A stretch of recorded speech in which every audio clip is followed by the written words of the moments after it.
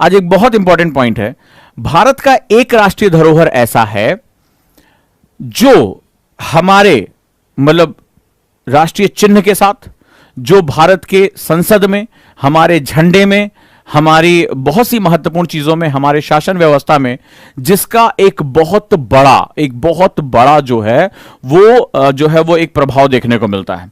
हमें इसी कुतुब मीनार का परिसर, वहां पर हमें एक लौह स्तंभ देखने को मिलता है जो इंडिया की मेट्रोलॉजी के बारे में, इंडिया के रसायन विज्ञान, धातु विज्ञान के बारे में बहुत बात करता है।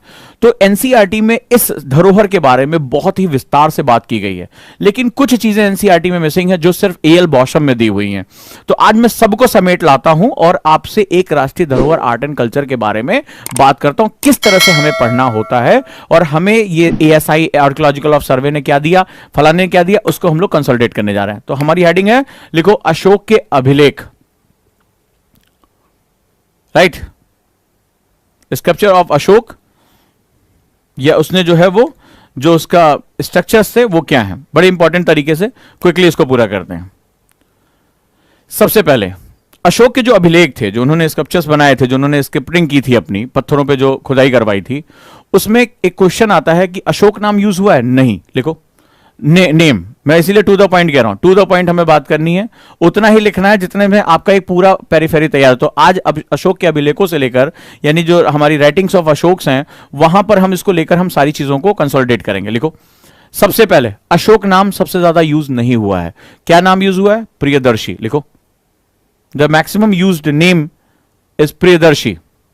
प्रियदर्शी सबसे अधिक प्रयोग नाम प्रियदर्शी रहा है, अशोक नहीं है। अशोक नाम कहां यूज हुआ है? हम ऐसे इतिहास में कहते हैं ना, सम्राट अशोक महान सम्राट थे, मौर्य वंश के सबसे महान सम्राटों में से एक माने जाते थे। एक्चुअली आज भारत के जितने भी प्रतीक हैं, जितने भी चिन्ह हैं, जो महत्वपूर्ण चीजें हैं, वो अशोक के ही कामों से ली गई हैं। क्लियर है? लेकिन अशोक नाम केवल दो जगह इस्तेमाल हुआ है, एक मास्की जो वर्तमान आंध्र प्रदेश में, मास्की में, राइट, इन प्रेजेंट आंध्रा, और गुर्जरा अभिलेख में। ठीक है, गुर्जरा, द सेकेंड वन इज गुर्जरा। कहां पर मैक्सिमम नाम कौन सा प्रयोग हुआ है? राइट, तो जो रिकॉर्ड्स उसने बनाए थे, आर्काइव्स बनाए थे, मास्की केवल यहां पर अशोक नाम ही हुआ है, और गुर्जरा में, गुर्जरा इन एमपी, मध्य प्रदेश। चलो नेक्स्ट आ जाओ। एक और नाम अशोक का लिया जाता है, देवनाम प्रिय। ठीक है, कौन सा नाम? देवनाम प्रिय। देवनाम प्रिय इस्तेमाल किया गया निठार में और उद्गोलम में, ये दो जगह इस्तेमाल किया गया। जो उसकी राइटिंग्स हैं वहां पर, जो आर्काइव्स बनाए, जो रिकॉर्ड्स ने बनाए हैं आर्काइव्स में, निठार में और उद्गोलम में, there are two places, Nithar and Udgolam. चलिए, निठार एंड उद्गोलम लिख लिया। तो अशोक के तीन, अशोक जिसे हम लोग कॉमनली कहते हैं, तीन नाम प्रयोग हुए हैं। पहला प्रियदर्शी, सबसे मैक्सिमम नेम यूज हुआ प्रियदर्शी का। ठीक है, प्री में एग्जाम में आया हुआ है। फिर अशोक नाम दो जगह इस्तेमाल हुआ है, मास्की एंड गुर्जरा, एंड देवनाम प्रिय जो है निठार और उद्गोलम में। तो तीन नामों से ये जाने जाते थे। सवाल है कि क्वेश्चन अगर आ जाए कि जो इन्होंने अपने आर्काइव्स बनवाए थे, उसमें सबसे ज्यादा सब्जेक्ट कौन सा लिया, जिसको आज हमारी इंडियन गवर्नमेंट एडमायर करती है, हमारी भारत सरकार लेती है, तो जो ज्यादातर विषय जो थे, सब्जेक्ट क्या था इनका, जो इन्होंने आर्काइव बनवाए, इसका सब्जेक्ट क्या था? लिखो, मोस्टली एडमिनिस्ट्रेटिव, ज्यादातर प्रशासनिक थे, mostly administrative, mostly administrative.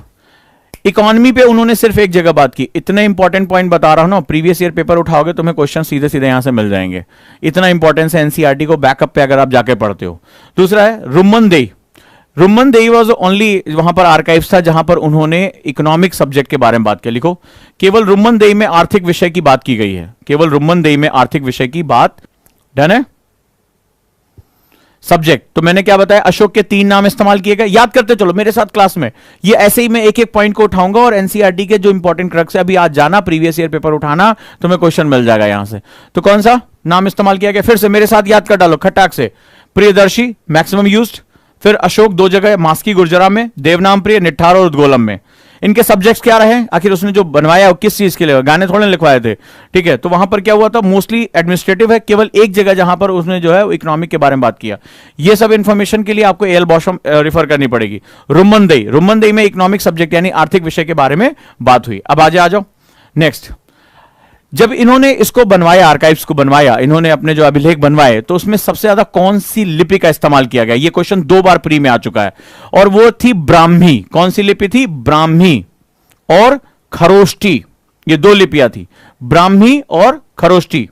Brahmi और खरोष्टी पूरा अशोक का चैप्टर मैं तुम्हें कंसोलिडेट कर रहा हूं, इसमें से ये वाले पार्ट जो हैं वो आपको एल बॉशम में मिलेंगे।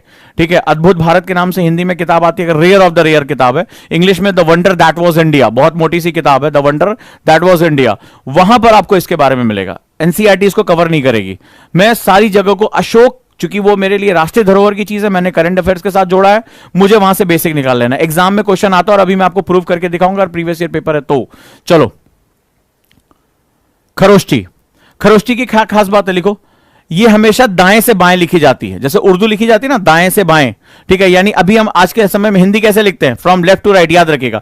तो कॉमनली हम बाएं से शुरू करते हैं, दाएं में जाते हैं। उर्दू अगर मैं सही हूं मुझे बताना, उर्दू जो है वो दाएं से बाएं लिखी जाती है, तो खरोष्टी भी जो है वो दाएं से बाएं, that is it written from right to left. ये जो है वो किससे लिखी जाती है, राइट टू लेफ्ट।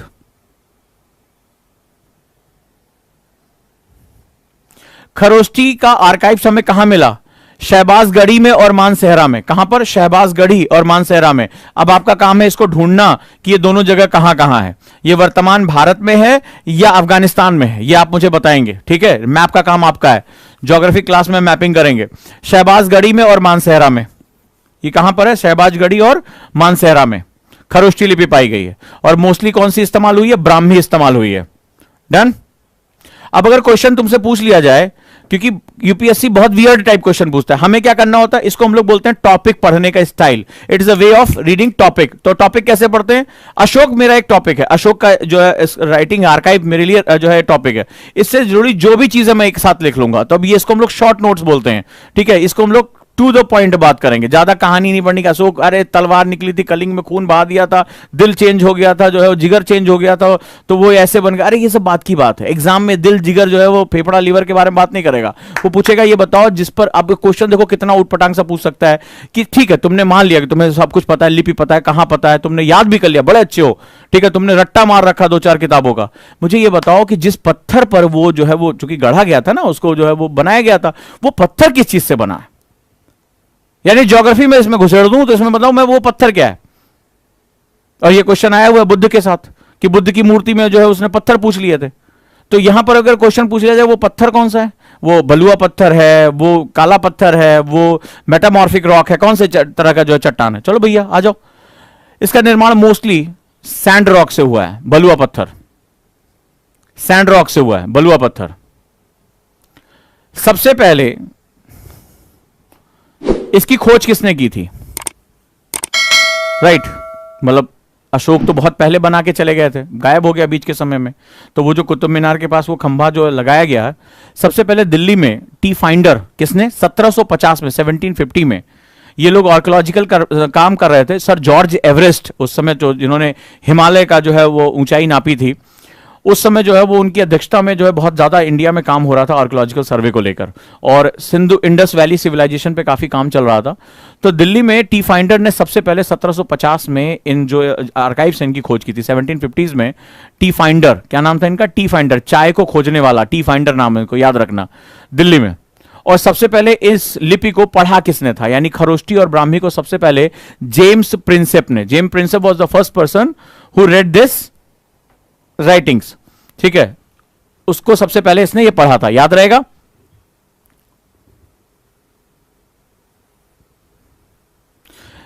अब यूपीएससी पिछले कुछ सालों से बड़े डिफिकल्ट क्वेश्चन पूछ रहा है, वो एनसीईआरटी से थोड़ा आगे जा रहा है। जब सीसीईआरटी पढ़ोगे तो वहां पर एक टॉपिक दिया है कि आखिर ये जो बना है वो है कैसा। अब आजकल ऐसा तो पूछा नहीं कि जगह नाम बता दो, मैचिंग करा दो। अब ये पूछ रहा है कि ये जो है, जो खंबा जो है, वो खंबे का आर्किटेक्चर क्या है। ठीक है, तो खंबे का आर्किटेक्चर देख लो, वास्तुशास्त्र लिखो, आर्किटेक्चर ऑफ आर्काइव्स। तो इसमें सबसे पहले क्या होता है, एक चौकोर चबूतरा होता है, लिखो स्क्वायर बेस या स्क्वायर प्लेटफॉर्म। सबसे पहले एक चौकोर चबूतरा होता है, ठीक है, स्क्वायर प्लेटफॉर्म होता है। इसका आर्किटेक्चर लिख लो, एग्जाम में बहुत इंपॉर्टेंट है। आजकल तुम्हें पता है ना, आजकल वो ये भी नहीं पूछते भरतनाट्यम कहां है, वो पूछते हैं भरतनाट्यम और कुचिपुड़ी में अगर पेपर पढ़ा होगा, इसमें थाली पे डांस करते हैं, इसमें मटकी रखते हैं, इसमें ये वाला चीज, इसमें ये वाला वाद्य करते हैं। अब तो बड़े कठिन कठिन क्वेश्चन आने लगे हैं, तो भैया उसकी तैयारी कर लो पूरी पूरी। तो भाई क्या है, वास्तुशास्त्र क्या है, इसमें चौकोर चबूतरा पाया जाता है, लिखो स्क्वायर बेस,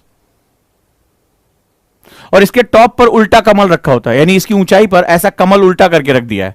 ठीक है, एट द टॉप जो हमारा लोटस है, रिवर्स लोटस, इसके ऊपर ड्राइंग बनी हुई है, डिजाइन है। अगला, ये सबसे खास बात है, ये सिंगल स्टोन से मिलकर बना हुआ है, इसमें ज्वाइंट्स नहीं दिए गए। लिखो, मेड बाय सिंगल स्टोन, यही इसकी सबसे खास बात है।